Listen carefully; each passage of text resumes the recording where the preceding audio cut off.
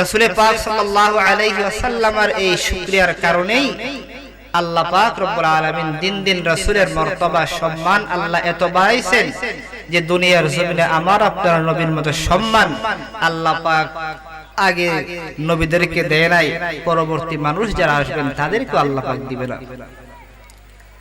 এজন্য শুকরিয়া আদায়ের মাধ্যমেই আল্লাহ পাকের প্রকৃত বান্দা হওয়া যায়, আল্লাহ পাকের কাছ থেকে সম্মান আদায় করা যায়। আল্লাহ পাক রব্বুল আলামিন বলেছেন পবিত্র কোরআনের মধ্যে, আল্লাহ পাক বলেছেন ফালানাসআলান্নাল্লাযীনা উরসিলা ইলাইহিম ওয়ালা নাসআলান্নাল মুরসালিন। আল্লাহ পাক সমস্ত নবী পয়গম্বরদের ব্যাপারে আল্লাহ পাক রব্বুল আলামিন বলেছেন, হে আমার নবী পয়গম্বররা, আমি আল্লাহ পাক রব্বুল আলামিন তোমাদেরকে নবুয়তের যে নিয়ামত দান করেছি, ওই নিয়ামত তোমরা কখন কতটুকু আদায় করছো, আমি আল্লাহ পাক রব্বুল আলামিন যে দায়িত্ব তোমাদেরকে নবুয়তের মাধ্যমে বন্টন করে দিছি, ওই নবুয়তের পাওয়ার পরে তোমাদের দায়িত্ব কতটুকু পালন করেছো, আমি আল্লাহ পাক রব্বুল আলামিন তোমাদেরকে জিজ্ঞেস করব। তাহলে সমস্ত নবী পয়গম্বরদের সবচেয়ে বড় নিয়ামত হচ্ছে আল্লাহ পাকের পক্ষ থেকে তাদেরকে নবুয়ত দান করা। তাহলে আল্লাহ পাক রব্বুল আলামিন আমাদের রাসূল সহ প্রত্যেক নবী আলাইহিস সালামদেরকে আল্লাহ পাক রব্বুল আলামিন সেই নবুয়তের নিয়ামত সম্পর্কে আল্লাহ পাক জিজ্ঞেস করবেন। এজন্য যেহেতু আল্লাহ পাক আমাদের রাসূল সহ প্রত্যেকজন রাসূলকে নিয়ামত সম্পর্কে আল্লাহ পাক রব্বুল আলামিন জিজ্ঞেস করবেন, সেটার জন্য আল্লাহ পাক আগেই জানিয়ে দিয়েছেন। তাহলে আমরা যারা সাধারণ মানুষ আছি, রাসূলের উম্মত, তাহলে আমাদের নিয়ামত সম্পর্কে আল্লাহ পাকের জিজ্ঞাসাটা কত কঠিন হবে। রাসূল পাক সাল্লাল্লাহু আলাইহি ওয়াসাল্লামদেরকে আল্লাহ পাক প্রত্যেকটা নিয়ামত সম্পর্কে জিজ্ঞেস করবেন, প্রত্যেকটা দায়িত্ব সম্পর্কে জিজ্ঞেস করবেন। তাহলে আমাদেরকে আল্লাহ পাক জিজ্ঞেস করবেন, এটার মধ্যে কোনো সন্দেহ নাই। এজন্য প্রত্যেকটা নিয়ামত পেয়ে আল্লাহ পাক রব্বুল আলামিনের কাছে শুকরিয়া আদায় করবেন। যদি শুকরিয়া আদায় করতে পারেন, তাহলেই আল্লাহ পাক রব্বুল আলামিন এই জিনিসটাকে বাড়িয়ে দিবেন।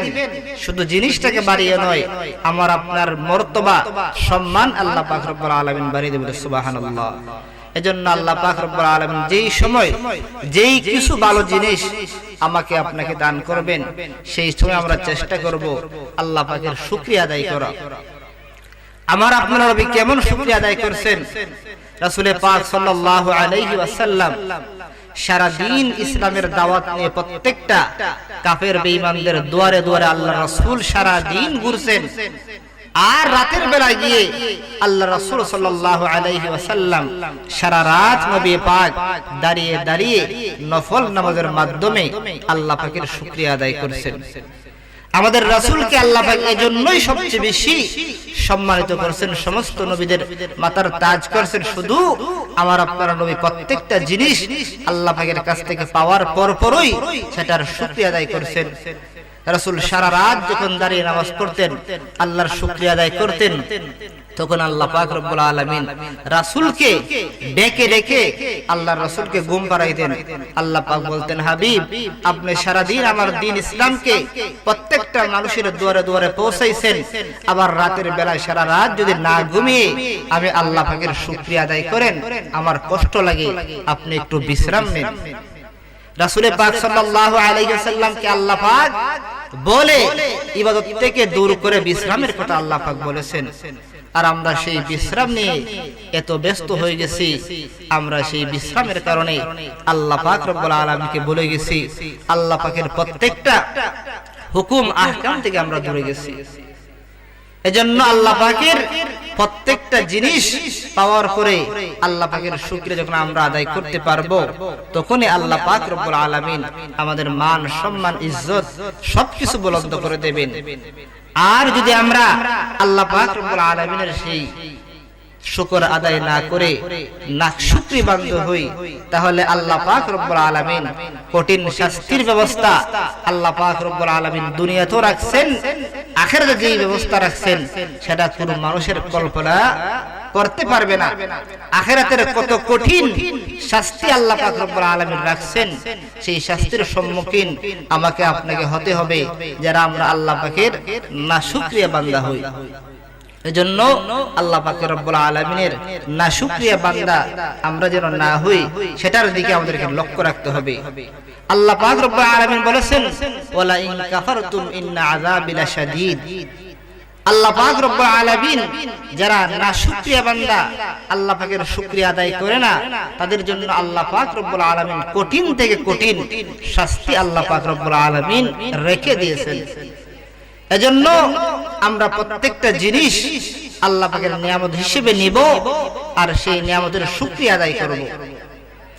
আল্লাহ পাক রব্বুল আলামিনের পক্ষ থেকে যে সমস্ত জিনিস আমাকে আপনাকে দেওয়া হয় সেটা আল্লাহ পাক রব্বুল আলামিনের পক্ষ থেকে রহমত, আর সেটা আমরা যারা আমাদের উপর যে আল্লাহ পাক রব্বুল আলামিন দান করেছেন আমাদের জন্য সেটা হচ্ছে নিয়ামত।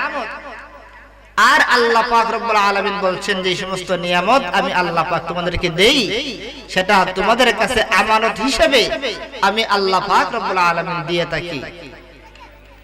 এই তিনটা জিনিস যখন কোনো বান্দা তার জিন্দেগীর মধ্যে আমল করতে পারবে, আনতে পারবে, আল্লাহ পাক রব্বুল আলামিন বলছেন তার জন্য আমি আল্লাহ পাক রব্বুল আলামিন আছেন জান্নাত, বলুন সুবহানাল্লাহ। তাহলে একটা হচ্ছে আল্লাহ পাকের পক্ষ থেকে যে জিনিস আসে সেটা হচ্ছে আল্লাহ পাকের রহমত, আর সেই জিনিসটা যখন আমার কাছে আসে আপনার কাছে আসে সেটা আমার আপনার জন্য নিয়ামত। আর সেই নিয়ামতটা রক্ষা করা সেটা হচ্ছে আমানতদারিত্ব। আমাদেরকে সেই আমানত হিসেবে আল্লাহ পাকের প্রত্যেকটা নিয়ামতকে ধরে রাখতে হবে। আর আল্লাহ পাকের আমানত যদি আমরা ধরে রাখতে পারি তাহলে আল্লাহ পাক রব্বুল আলামিন আমাদেরকে দিবে জান্নাত। এই চারটা শব্দের জন্য বলা হয়েছে আল্লাহ পাকের পক্ষ থেকে আসলে সেটা রহমত। এই রহমতের লাস্ট শব্দ সেটা যে হরফটা আছে এই শব্দের সেটা হচ্ছে তা, এবং আল্লাহ পাকের কাছ থেকে আসার পরে সেটা আমাদের জন্য হয়ে যায় নিয়ামত। এটার শেষ শব্দ হচ্ছে তা। আর যদি আমরা সেই জিনিসটা আল্লাহ পাকের পক্ষ থেকে যা আসে সেটাকে আমরা আমানত হিসেবে গ্রহণ করতে পারি, এই আমানা আরবি শব্দের শেষ অর্থ হচ্ছে তা। আল্লাহ পাক এই তিনটা তার শেষে আল্লাহ পাক আরেকটা তা যুক্ত করেছে সেটা হচ্ছে জান্নাহ। এই জান্নাহ শব্দের শেষ অক্ষর হচ্ছে তা। আল্লাহ পাক বলছেন আমার রহমত পাওয়ার পরে যেই বান্দা সেটাকে নিয়ামত হিসেবে নেবেন আর নিয়ামত হিসেবে নিয়ে সে ব্যক্তি সেটাকে আমানত হিসেবে পালন করবে, আমি আল্লাহ পাক রব্বুল আলামিন তাকে জান্নাত দান করব, সুবহানাল্লাহ।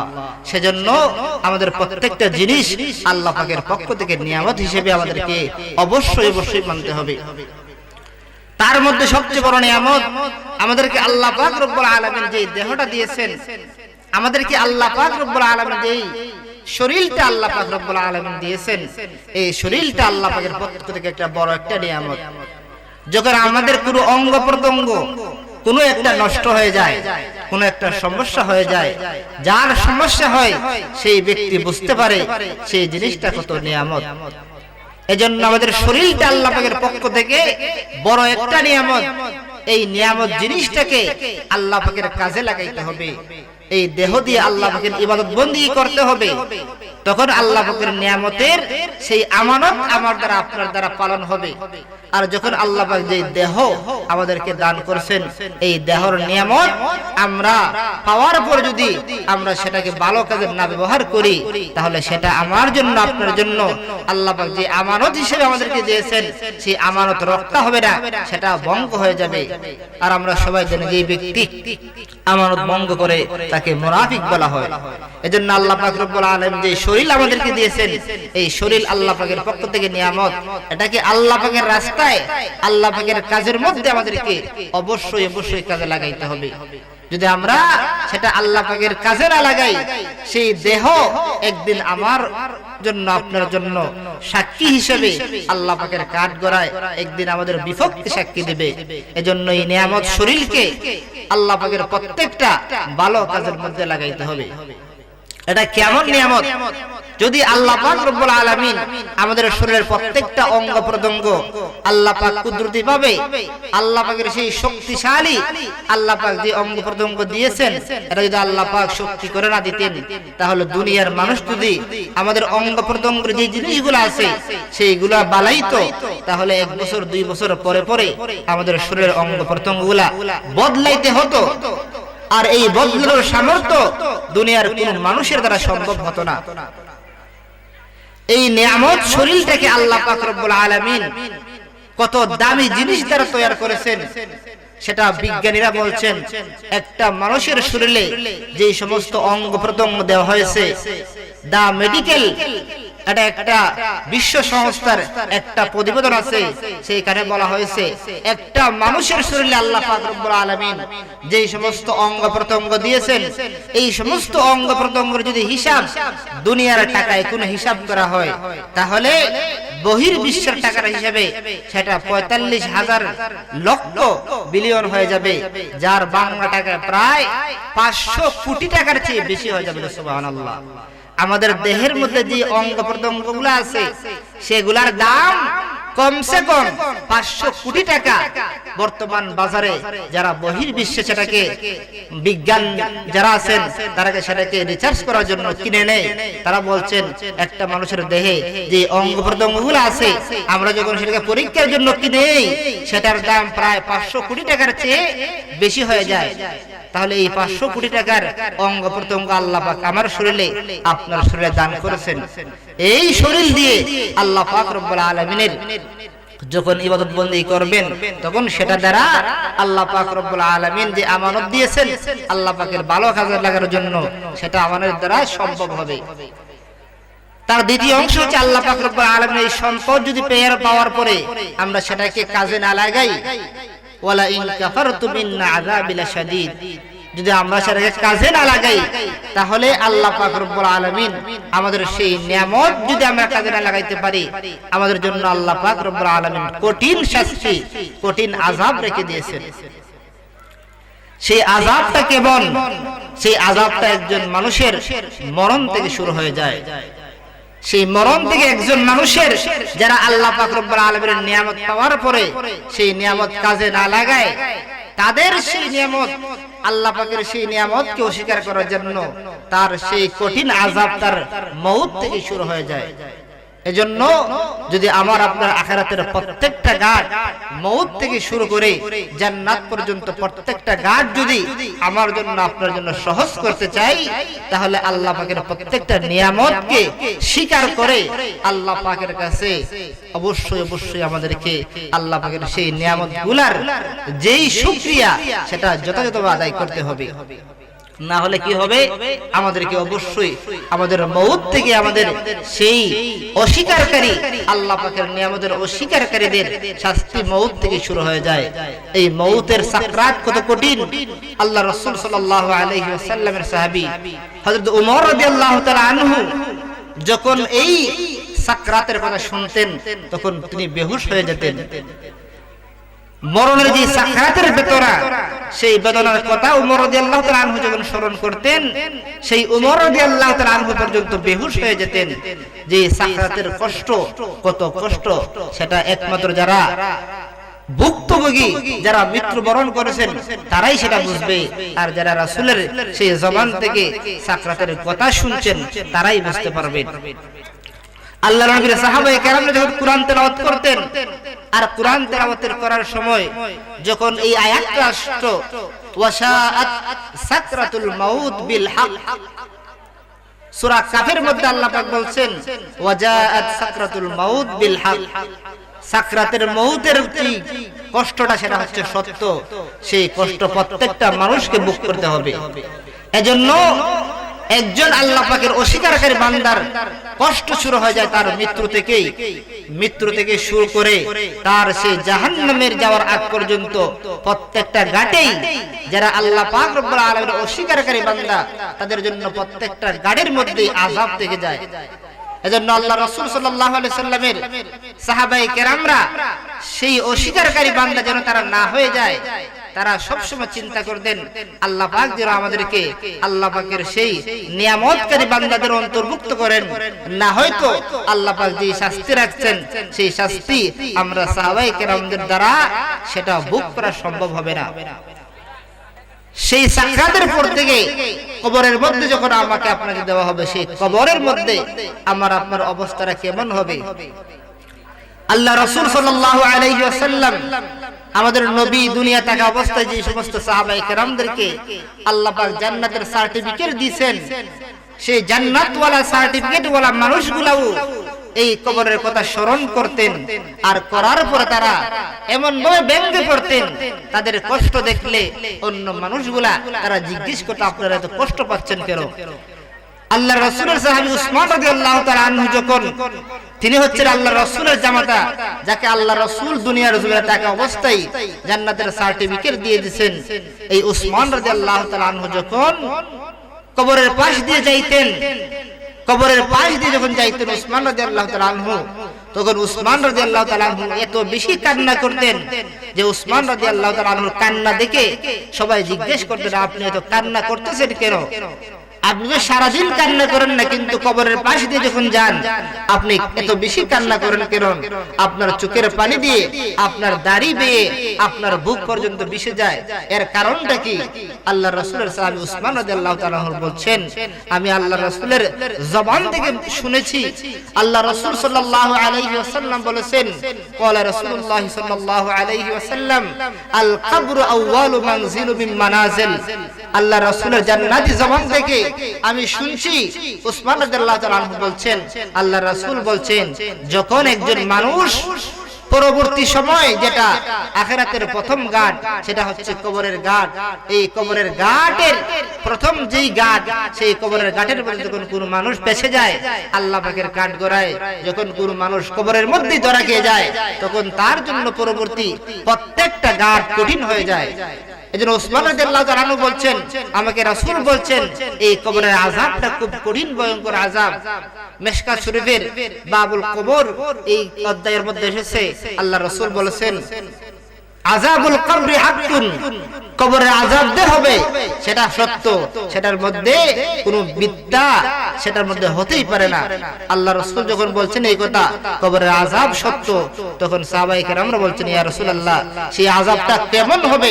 আল্লাহ রাসূল সাল্লাল্লাহু আলাইহি ওয়াসাল্লাম বলছেন, যে এই সমস্ত আল্লাহ পাকের নাফরমান বান্দা, অস্বীকার বান্দা, আল্লাহ পাক রব্বুল আলামিনের অর্ডার পাওয়ার পরে সে দুনিয়ার জমিন ছেড়ে কবরে যাবে, তখন আল্লাহ পাক রব্বুল আলামিন ওই কবরের মাটিকে বলবেন, হে আমার মাটি, সেই বান্দা যে বান্দাকে আমি আল্লাহ পাক জমিনের উপরে রাখার পরে, তুমি মাটির উপরে রাখার পরে আমি আল্লাহ পাক রব্বুল আলামিন তাদেরকে বলছিলাম ওই মাটির মধ্যে চলো, সারা দিন তোমরা রিজিকের জন্য চলাফেরা করো, কিন্তু যখন আমি আল্লাহ পাক রব্বুল আলামিনকে স্মরণ করার সময় হয়ে যায়, 5 ওয়াক্তের নামাজের সময় হয়ে যায়, তখন তোমরা জমিনের কাজকর্ম ছেড়ে দিয়ে আমি আল্লাহ পাকের ডাকে সাড়া দিয়ে তোমরা 5 ওয়াক্তের নামাজ পড়ো। তখন আল্লাহ পাক রব্বুল আলামিন বলবেন মাটিকে, আমার যে বান্দারা তুমি মাটির উপরে তারা চলাফেরা করছে, কিন্তু তারা ওই মাটির উপরে থেকে আমি আল্লাহ পাক রব্বুল আলামিনের আদেশ না মেনে আমার নাফরমানি করছে, ওই মাটিকে আল্লাহ পাক বলবেন, যে বান্দা তোমার উপর থেকে আমি আল্লাহ পাকের নাফরমানি করছে, আজকে তোমার দ্বারা আমি চাই ওই নাফরমান বান্দার শাস্তি হোক।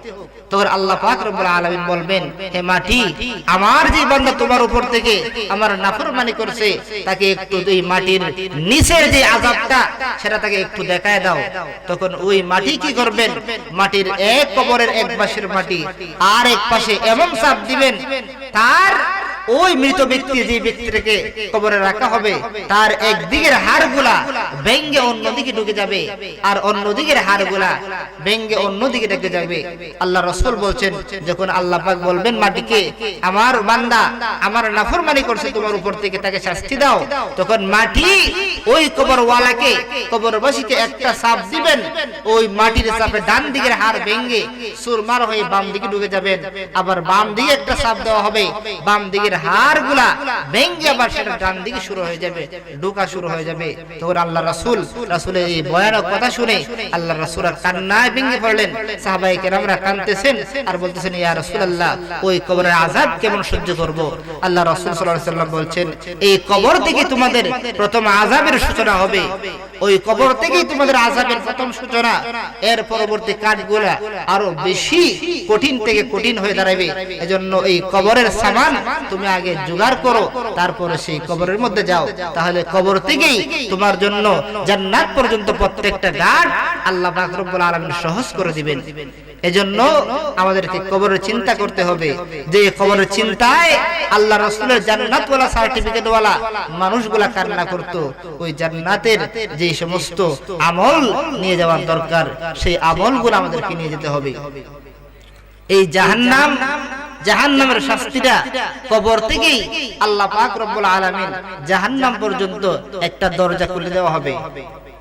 যখন কোন বান্দা আল্লাহ পাক রব্বুল আলামিনের নেককার হবে, তখন ওই নেককার বান্দার জন্য, যেই বান্দা আল্লাহ পাকের নিয়ামত পেয়ে প্রত্যেকটা নিয়ামতকে পরিপূর্ণ আদায় করেছেন, তার জন্য কবরে যাওয়ার পরেই কবর থেকে জান্নাত পর্যন্ত আল্লাহ পাক একটা জান্নাতের দরজা খুলে দিবেন।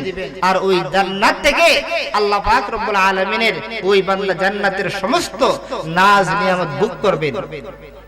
তাহলে একজন মানুষ যখন আল্লাহ পাকের একজন নিয়ামতকারী বান্দা হিসেবে কবরে যাবে, ওই কবর থেকে তার জন্য জান্নাত পর্যন্ত একটা প্রশস্ত দরজা খুলে দেওয়া হবে। আর যখন আল্লাহ পাকের নাফরমানি নিয়ে আমরা কবরে যাব, যাদেরকে বলা হয়েছে ওয়ালা ইন কাফারতুম ইন্না আযাবি লাশাদীদ, ওই কঠিন শাস্তি তার কবর থেকে শুরু হবে। একজন অস্বীকারী বান্দার কবর থেকে শাস্তি শুরু হয়ে যাবে, তাকে কবর থেকে জাহান্নাম পর্যন্ত জাহান্নামের দরজা খুলে দেওয়া হবে। জাহান্নাম থেকে তার সমস্ত ধরনের যে সমস্ত জিনিসের মাধ্যমে একজন মানুষ অশান্তি লাভ করে, ওই জাহান্নাম থেকে ওই দরজা দিয়ে তার কবরের মধ্যে চলে আসবে। ওই জাহান্নামের আগুনের ভয়ঙ্কর তাপ কেমন, হাদিস শরীফের মধ্যে বলা হয়েছে, আল্লাহ রাসূল সাল্লাল্লাহু আলাইহি সাল্লাম বলছেন, দুনিয়ার মানুষের একজন মানুষের উদাহরণ দিয়েছেন। আল্লাহ রাসূল বলছেন, যে মানুষটা দুনিয়াতে জন্মগ্রহণ করার পরে তার মৃত্যু পর্যন্ত কোনো ধরনের কষ্টের সম্মুখীন হয় নাই, যেই মানুষটা জন্ম থেকে মৃত্যু পর্যন্ত সারাটা জীবন সে সুখের মধ্যে কাটাইছে, আল্লাহ রাসূল বলছেন, এই সুখওয়ালা একজন মানুষকে আল্লাহ পাক রব্বুল আলামিন যখন জাহান্নামের বাহিরে, জাহান্নামের ভিতর নয়, আল্লাহ রাসূল বলছেন, যেই মানুষটা সারা জীবন সুখের মধ্যে ছিল, ওই সুখওয়ালা মানুষটাকে যখন জাহান্নামের বাহিরে নিয়ে আল্লাহ পাক একটু দাঁড় করাইবেন, তখন ওই জাহান্নাম থেকে জাহান্নামের আগুনের একটু বাতাস তার শরীরে যখন লাগবেন, আল্লাহ রাসূল বলবেন, ওই মানুষটা, যেই মানুষটা তার দুনিয়ার জমিনের জন্মের পর থেকে মৃত্যুর আগ পর্যন্ত কোনোদিন কষ্ট করে নাই, কোনোদিন সে কষ্টের সম্মুখীন হয় নাই, সারা জীবন সুখের মধ্যে ছিল, আল্লাহ রাসূল বলছেন, ওই সুখওয়ালা মানুষকে যখন জাহান্নামের বাহিরে দাঁড় করানো হবে, ভিতরে নয় বাহিরে দাঁড় করানোর পরে জাহান্নামের একটা বাতাস যখন আসে লাগবে, তখন ওই মানুষটা সাথে সাথে দুনিয়ার সমস্ত সুখের কথা বলে গিয়ে আল্লাহ পাককে বলবেন, আয় আল্লাহ, আমাকে কোথায় এনে দাঁড় করাইছো?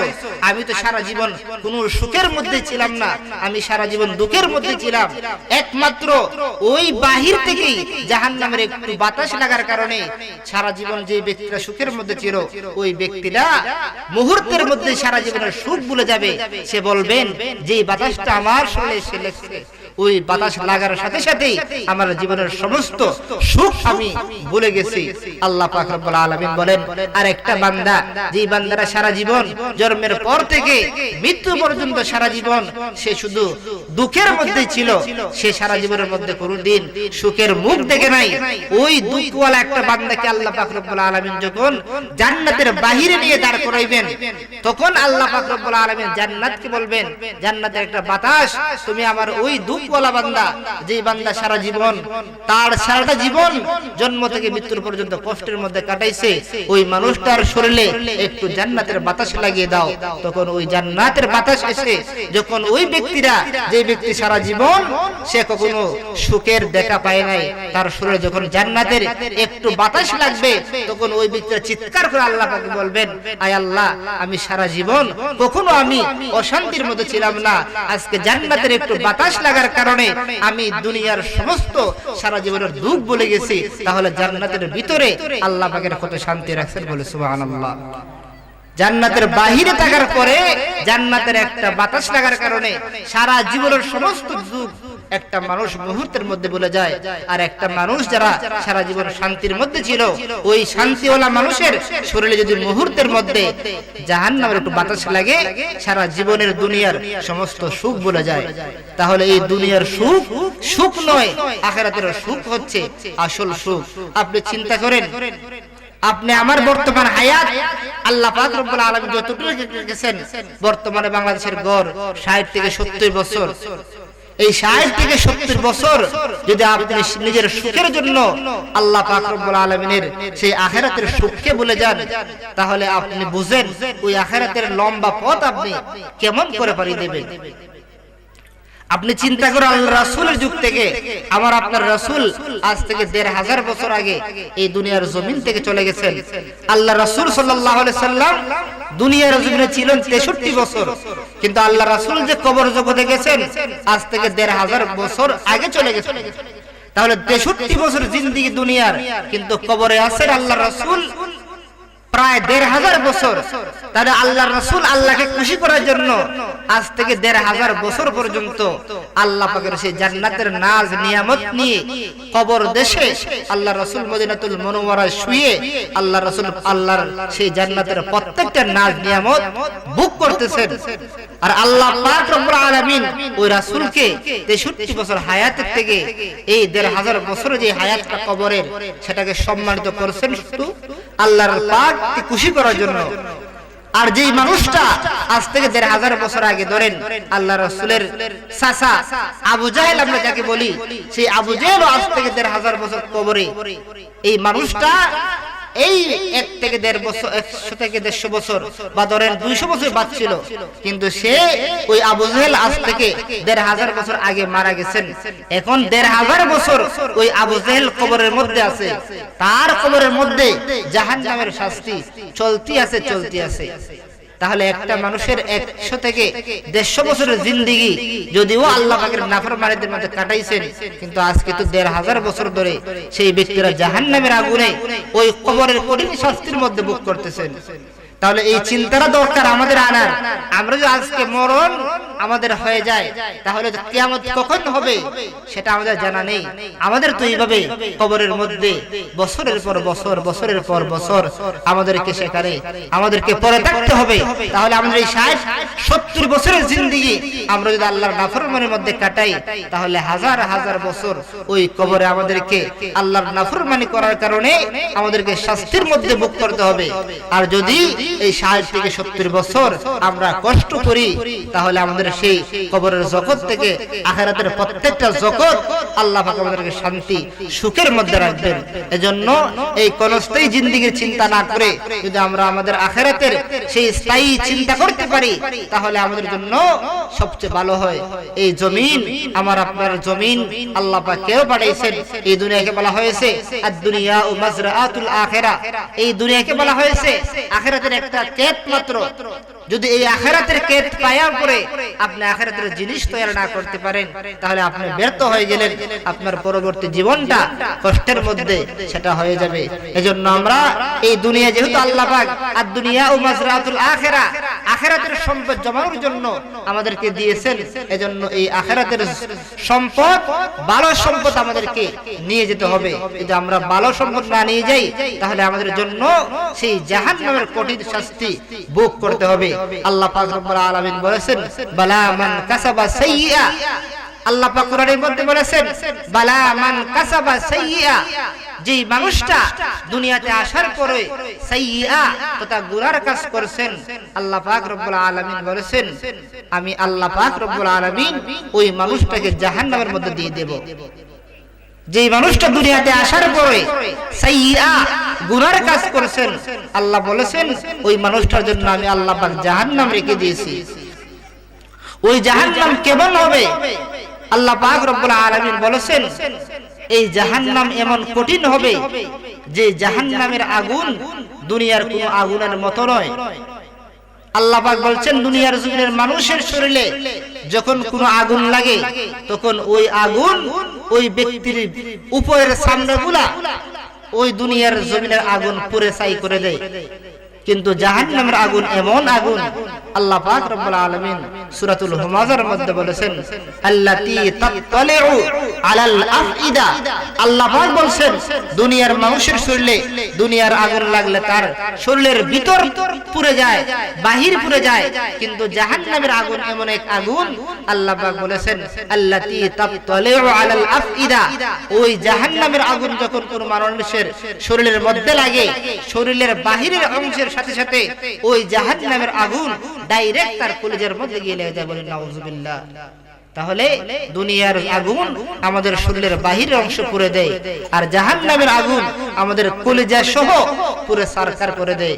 যখন আমার আপনার সেই জাহান্নামের আগুন আমাদের ভিতরের অংশ সহ পুড়ে দেয়, তখন আবার আল্লাহ পাক আমাদের শরীরের মধ্যে আগের মতো নতুন করে আল্লাহ পাক চামড়া গজায় দেয়। ওই চামড়ার মধ্যে আবার সেই জাহান্নামের শাস্তি শুরু হয়ে যায়। আল্লাহ পাক রব্বুল আলামিন বলছেন, ওই শাস্তি কখন শেষ হবে? আল্লাহ পাক রব্বুল আলামিন বলেছেন, যেই ব্যক্তি নাফরমানি করতে করতে, যেই ব্যক্তি কুফরি করতে করতে যার মৃত্যু হয়ে যায়, আল্লাহ পাক রব্বুল আলামিন বলেছেন খালিদিনা ফিহা আবাদা। যেই মানুষটা কুফরি করতে করতে, গুনার কাজ করতে করতে মৃত্যুবরণ করে, সেই মানুষটা ওই জাহান্নামের মধ্যে খালিদিনা ফিহা আবাদা, সেই মানুষটা চিরস্থায়ী থাকবেন আর জাহান্নাম থেকে বাহির হতে পারবে না।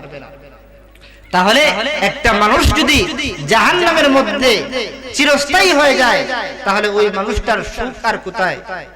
দুনিয়ার জমিনে বাঁচছে 70-80 বছর, এই 70-80 বছর বাঁচার কারণে, ওই 70-80 বছর আল্লাহ পাকের নাফরমানি করার কারণে তার আখিরাতের চিরস্থায়ী জাহান্নাম, সারাটা জিন্দেগি জাহান্নামের আগুনের মধ্যে পুরাইতে হবে।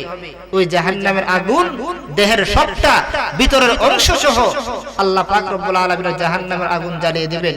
ওই জাহান্নামের আগুন, যে আগুনের তাপের কারণে মানুষের শরীরগুলা গলে পচে যায়, আল্লাহ রাসূল সাল্লাল্লাহু আলাইহি ওয়াসাল্লাম বলেছেন, ওই জাহান্নামের গলে পচে যাওয়া ওই জিনিসগুলো যদি এক বালতি পরিমাণ দুনিয়ার মানুষের কাছে ঢেলে দেওয়া হতো, তাহলে তামাম দুনিয়ার মানুষ সেই জাহান্নামের এই পচা দুর্গন্ধের কারণে তামাম দুনিয়ার মানুষ এই দুনিয়ার মধ্যে বসবাস করতে পারতো না। যদি এক বালতি পরিমাণ জাহান্নামের ওই পচা দুর্গন্ধ জিনিস দুনিয়ার মধ্যে ঢেলে দেওয়া হতো, তাহলে তামাম দুনিয়ার মানুষগুলা, ওই দুনিয়ার মানুষ সেটার দুর্গন্ধের মধ্যে থাকতো, দুর্গন্ধের কারণে তারা বাঁচতে পারতো না। তাহলে ওই এক বালতির কারণে যদি তামাম জগৎটা সেটা দুর্গন্ধ হয়ে যায়, তাহলে ওই জাহান্নামের মধ্যে আমার আপনার টাকাটা কত কষ্ট হয়ে যাবে। এজন্য ওই জাহান্নামের চিন্তা আমাদেরকে অবশ্যই আনতে হবে। ওই জাহান্নামের আগুন এমন হবে, আমার আপনার শরীরে শাস্তি দেওয়ার জন্য আল্লাহ পাক কেমন ব্যবস্থা করেছেন? আল্লাহ পাক রব্বুল আলামিন বলেছেন, তাকাল্লুবু বিউজুহিহিম। একজন মানুষের শাস্তির জন্য আল্লাহ পাক বলেছেন, তাদের দেহের এক পিঠ যখন আগুন পুরে সারকার করে দিবে, ওই ব্যক্তিকে আবার উল্টায় দেওয়া হবে, তার দেহের যেন আরেকটা অংশ আবার পুরে ছাই হয়ে যায়। এজন্য আল্লাহ পাক একজন